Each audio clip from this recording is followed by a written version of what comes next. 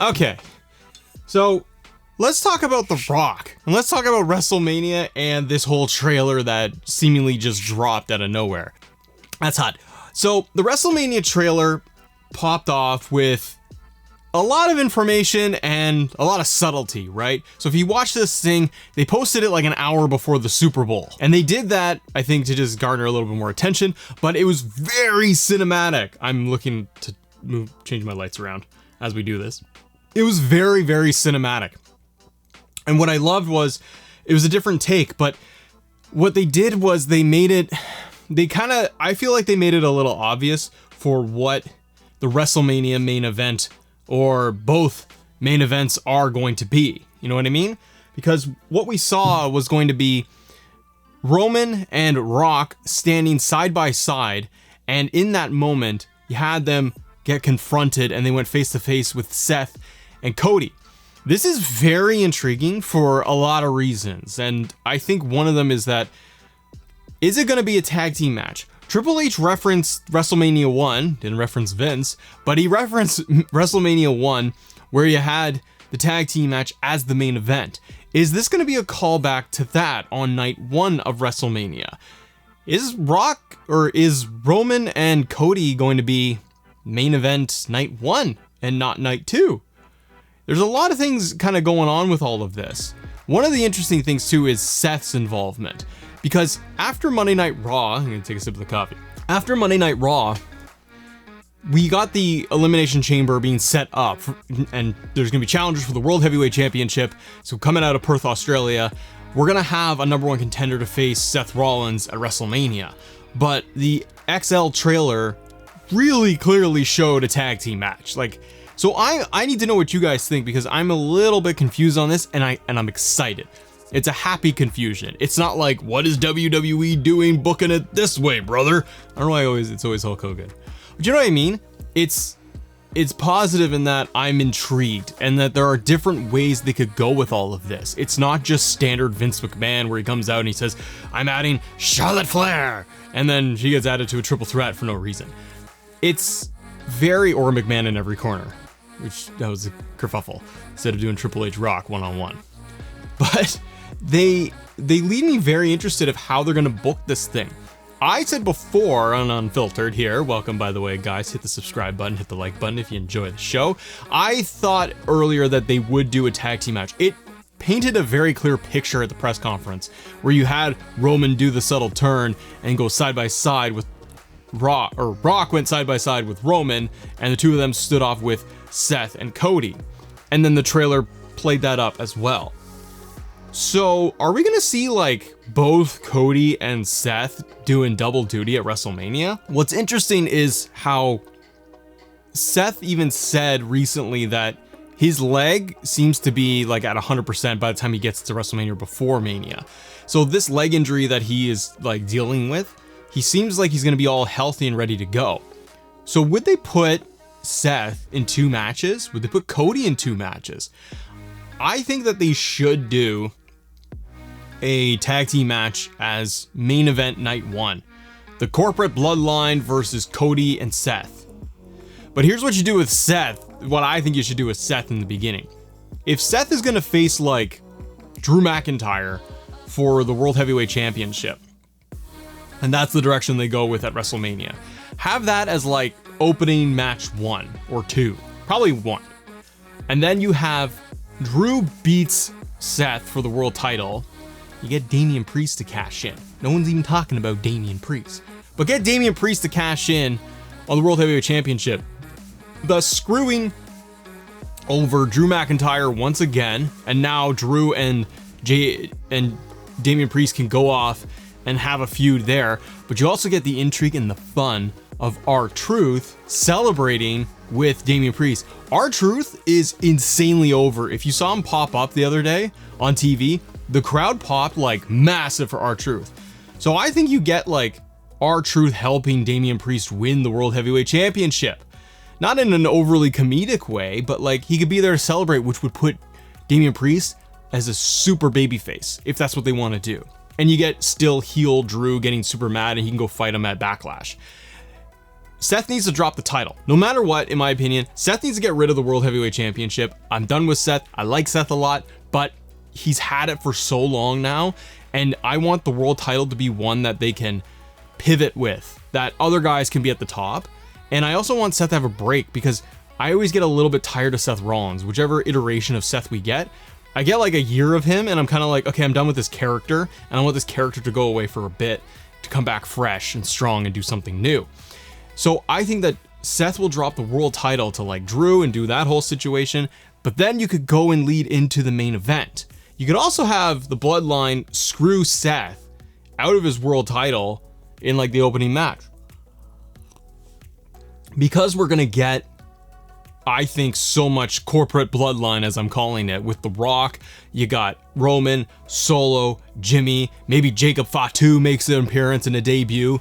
There is so much bloodline, and the corporation coming in, I think, for this WrestleMania, where Rock wants Triple H to fix it, and Triple H went ahead and he's like, no, this is the main event. I think you could see like Bloodline screw Seth, and you have that situation play out, but Seth loses the title because of Bloodline, basically. So he drops it. Then you go into the main event of night one, which again, presumably would be a tag team match. I'm not against the tag. I just don't know how you would do a one-on-one. I hear rumblings of people saying, you know, it'll be Cody versus Rock main event night one. And I'm like, is that really the match? They could do that. And it's almost like Cody needs to beat The Rock to get to night two. I know Triple H announced it, but there's more to the story. To me, it's not going to be as clean cut as just Triple H pushing back against The Rock on SmackDown like he did and just saying, hey, I'm going to have this as the main event. And he also didn't say which night is going to be the main event, the Roman Cody match. So Triple H on the corporate side, we're getting that. He's almost like, he's just pushing back his power against The Rock, saying like, it doesn't matter who you are. It was great. I wish Triple H could wrestle. That's ultimately what I want. You know what I want for WrestleMania 40? I want Triple H versus The Rock. That's what I wanted, but it's not going to happen. So I think you could end up with Cody versus Rock. And then are you just saving Rock Roman for 41? You're going to get The Rock, I think, involved in a lot at WrestleMania. Stacking the odds against Cody, stacking the odds against Seth, pushing that story forward. Again, that XL trailer that they dropped, very cinematic. I loved how they did it. It's different, it's new. They're pushing WrestleMania early as well, and I like that. But what's that main event gonna be? If it's Cody Rock, Cody needs to win then to go on to face Roman night 2. Or do you kind of flip it and you do Cody Roman main event night 1? Cody wins the belt, thus setting up for the next 24 hours. Rock's disappointment, getting mad at Roman Reigns, and then they go into the tag match. Roman's more defeated, and that's where you have, as Rock is already a heel, really turn on Roman Reigns during a tag team match, where Rock is mad because Roman ruined it for them. He's not the tribal chief. Rock had to take care of everything, and then night 2 main event, you get Seth, Cody versus Roman and Rock, and Cody and Seth win. I don't know if I like that as much. I'd personally like to go with what I'm originally thinking, which is night 1 is a tag, and then night 2 is Roman Cody for the belt. Because if you do it that way, Cody and Seth night 1, again, still have Seth lose the title. So he's going through night 1, defeated, angry at the Bloodline. Maybe he gets screwed out of the title. And so they're paired up. They don't want to be doing it together, but they got to defeat Roman and Rock. Then you get to the main event of night 1. Then I think you could get Rock and Roman beating Cody and Seth night 1. Just straight up in a tag match. They come out really strong, dominant, full bloodline, and it's heel Rock. So I think even his wrestling style needs to be heelish. He needs to be big, dominating, just delivering rock bottoms. And Rock looking like he has to run everything himself. And Roman's almost secondary right now. So then you get to night 2. The match is still there because that's what Triple H said is going to happen. Then you got Seth completely destroyed because he lost his title and he's been like beat in the main event. Cody is disheveled because he lost night 1 main event. Now he's got to go into night 2 even more upset, and you could even stack the odds further. Again, Triple H made this announcement that this is going to be the main event match, Cody versus Roman. But you know The Rock is going to push some way, somehow, and push his corporate muscle, power, authority over all of this. And you're going to get the butting heads of Triple H and Rock even more. So I think you get that tag match, but then night 2, you could also have The Rock stacking the odds even further by winning night 1 and then inserting himself as special guest referee main event night 2. So you do that, you got the Cody Roman match, Rock is in there, everyone's like, well, they won night 1. So it's all to create the doubt that Cody can't win.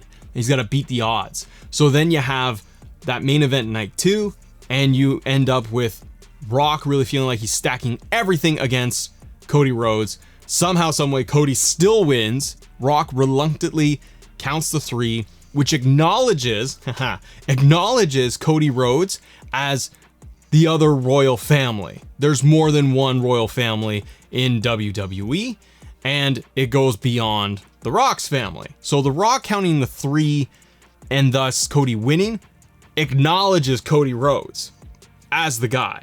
It puts Cody over to the moon. He becomes the super ultra babyface, but in the end, after pyro, fireworks, Cody, everything wins, holding up the belt. He's good, he's done, he did it. You've got Rock pulling Roman off his feet. Roman is now defeated, and Rock delivers a rock bottom to Roman Reigns.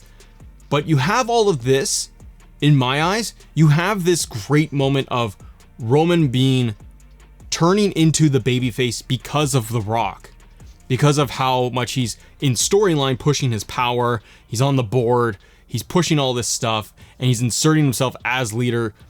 If they continue this thread of The Rock being the dominant heel, it's going to force the crowd to cheer for Roman.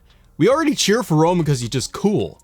But now, with Roman's schedule is so part-time, and The Rock coming out with all this being a super heel and a different type of heel, I think you're going to end up with Roman coming out of this and Cody being the big champion babyface and triumphant, and we start a new era with Cody. But you're also going to get a new era with Roman Reigns and Roman as the crazy, insane babyface that we only get a couple of times a year. Something that we haven't seen before. He could still be with Paul Heyman and all this stuff, but he's got to break away from Bloodline and The Rock, and it sets up their Mania match at Saudi Arabia, SummerSlam, or WrestleMania 41 if they want to do that. The tag match also protects The Rock, because then he doesn't have to wrestle as much. But here's the other piece I want to say about all of this, and it has to do with the press conference, and it has to do with SmackDown before that. Hold on a second. The coffee is good this morning.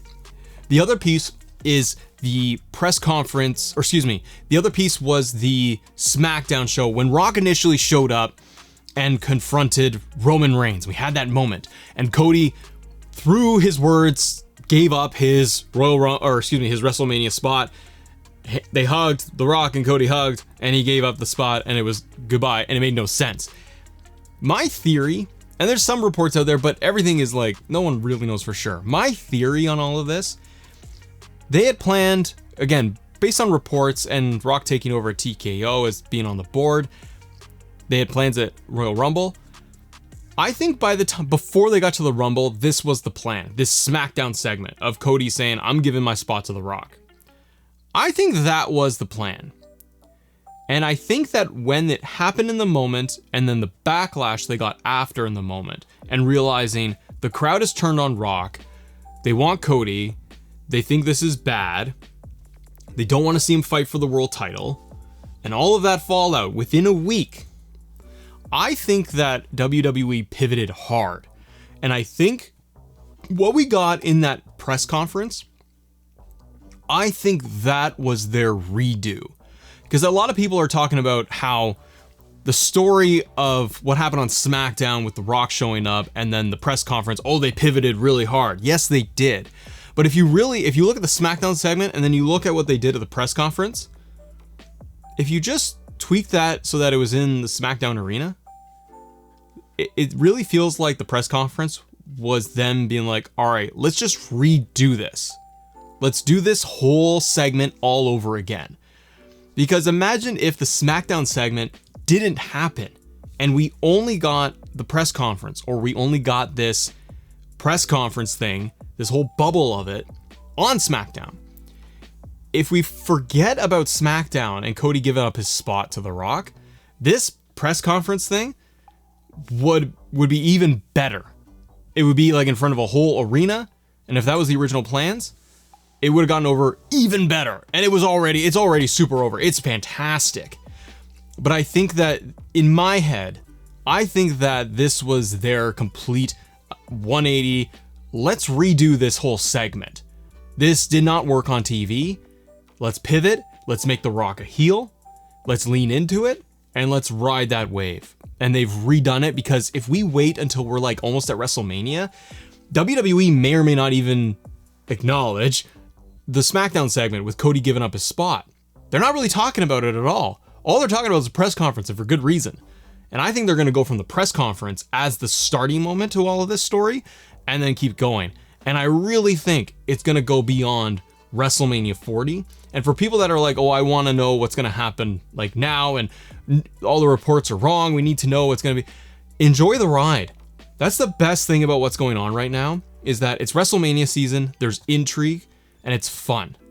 And I think that we need more of that in wrestling, where it's not picking it apart for the negative, but we need to have some fun and enjoy it.